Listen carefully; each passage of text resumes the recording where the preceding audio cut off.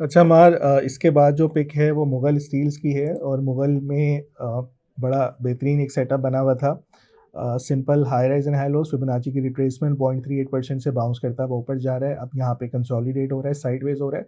Again single top नहीं होता, bounce expect करें कि दोबारा ये 93.35 और उसके बाद 96.8 को जाके टेस्ट करें। हमने इसकी पहले भी कॉल दी थी, जिसमें हमारा टारगेट 93.92 का था, वो हिट हो गया था। उसके बाद से ड्रॉप होता हुआ नीचे आ रहा है। अब दोबारा यहाँ कहीं पे अटेम्प्ट करें 84-85 के करीब, इसका एसएल फिर 75 बन जाएगा। एक्सपेक्ट करें कि इसमें दोबारा से बाउंस नज़र आए। हमारी इंडस्ट्री स्टील सेक्टर में आपको मुगल बाकी स्टील से बेहतर परफॉर्म करता हुआ नज़र आ रहा है फंडामेंटल्स के ऊपर।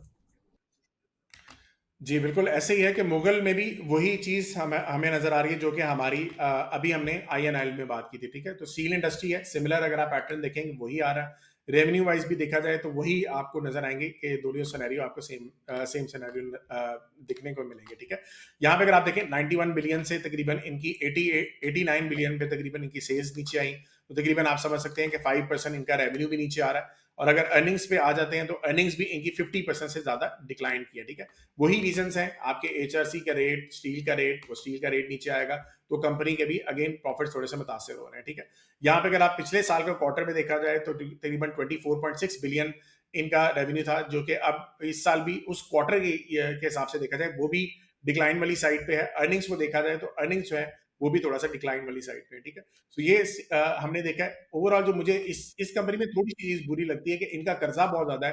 अगर आप यहाँ पे देखें डेब्ट टू इक्विटी, ऑल्दो ये रिड्यूस कर रहे हैं, बट अगेन ये बार बार क्या करते हैं कि सकूक्स अपने लॉन्च करते हैं ताकि ओवरऑल वर्किंग कैपिटल को थोड़ा सा इंप्रूव किया जाए। अगर आप आईएनआईएल और इसके अंदर मुझे मुगल के बारे में हम दोनों को कंपेयर करें तो मुझे थोड़ा सा निस्बतन आईएनआईएल और आईएसएल जो है ये ज्यादा बेहतर लगते हैं। अच्छा, वैसे अगर देखा जाए तो कंपनी मैक्सिमम ऑपरेशनल कैपेसिटी में भी काम कर रही है। ये 36.5 मेगावाट हाइब्रिड पावर प्लांट जो है ये लाना चाह रहे हैं, और ये बार बार ये जिक्र भी कर रहे हैं अपनी एनुअल रिपोर्ट्स के अंदर कि जब हम ये लाएंगे तो हमारी जो है काफी हद तक डिमांड बेहतर हो जाएगी, ठीक है? काफी हद तक मतलब इंप्रूवमेंट आ जाएगी रॉ मटेरियल के अंदर। इसके अलावा जो है इनकी नॉन फेरस्ट जो सेगमेंट है वो उसमें काफी हद तक वॉल्यूम में डिक्लाइन आया था, क्योंकि डिमांड निस्बतन कम मिली है इनको, जिसकी वजह से थोड़ा सा यहाँ पे आपको नजर आ रहा है कि इनके रिजल्ट्स भी थोड़े से पुअर थे। उसके अलावा जो है कॉपर प्राइसेस जो हैं वो तकरीबन 20% डाउन आई थी पिछले कुछ अरसे में, अगर आप लोगों ने देखा होगा। और इसकी वजह से चाइना के अंदर जो डिमांड थी वो भी काफी हद तक कम हो गई थी, जिसकी वजह से ये बहुत जबरदस्त इनको जो बिजनेस आता है ये चाइना के एंड से ज्यादा आता है, ठीक है?